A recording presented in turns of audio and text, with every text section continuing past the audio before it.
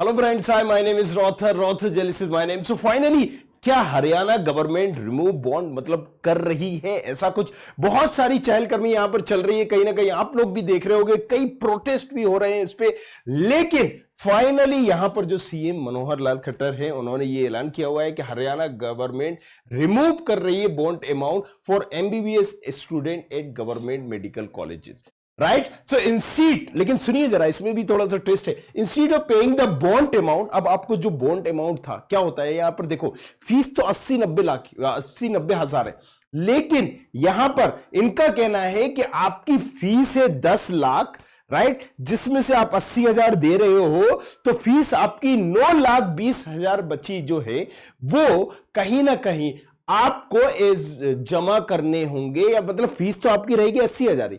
अगर आप वो फुलफिल करते हो 7 साल का बॉन्ड, 8 साल का बॉन्ड, ये तमाम चीजें, राइट, सो रिफंड हो जाते हैं। उस पॉलिसी के बारे में भी समझाएंगे, बट पहले इसको समझते हैं।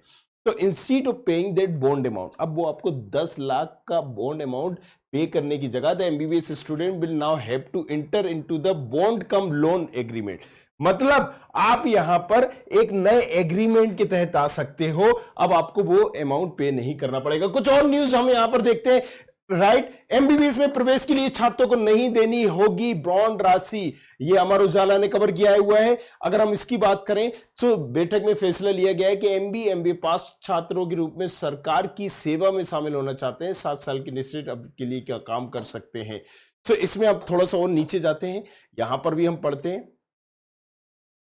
राइट, तो यहां पर क्या है, प्रवेश सरकारी मेडिकल कॉलेज में एमबीबीएस प्रवेश के समय किसी भी साथ का कोई बॉन्ड राशि का भुगतान नहीं करना होगा। छात्रों को अब केवल कॉलेज संबंधित बैंक के साथ राशि के बॉन्ड कम रेंट एग्रीमेंट करना होगा।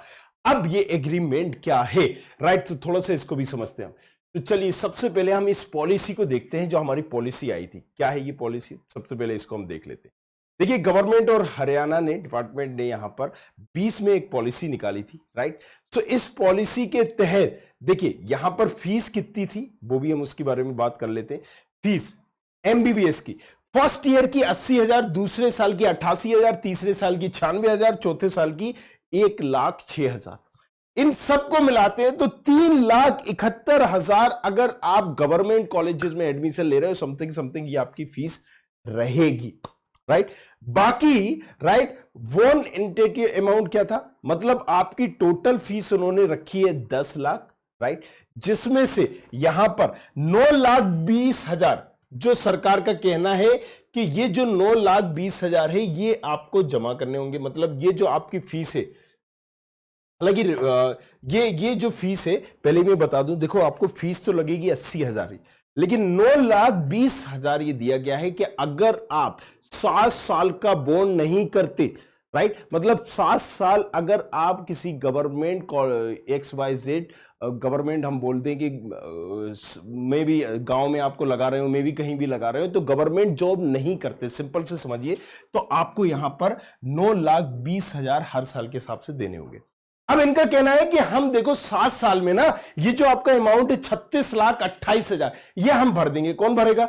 गवर्नमेंट भर देगी। लेकिन अगर आप 7 साल तक रहे नहीं तो क्या, तो आप जमा करिए, राइट, अगर आप हो तो वो आपको रिफंड हो जाएगा। तो यहां पर अब क्या हुआ कि अब इन्होंने नए बॉन्ड के तहत इसको कहीं ना कहीं जो कंपल्सन था वो हटा दिया है।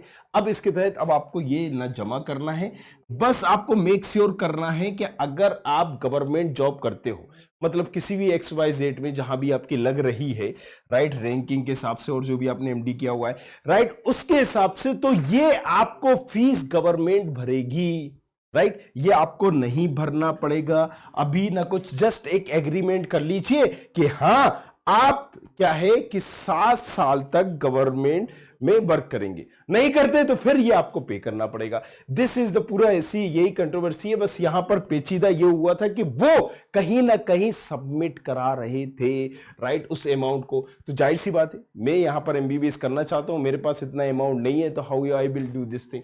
तो इस बॉन्ड को जब आप क्लियरली पढ़ेंगे, मैं नीचे डिस्क्रिप्शन पे भी डाल दूंगा, तो बहुत सारी चीजें, right, in case of after completion MBBS candidate do not join the government service in public, right, अगर नहीं करते हैं then repayment of the loan installment, right? So will be sole responsibility of the candidate, ये भी clear दिया गया है।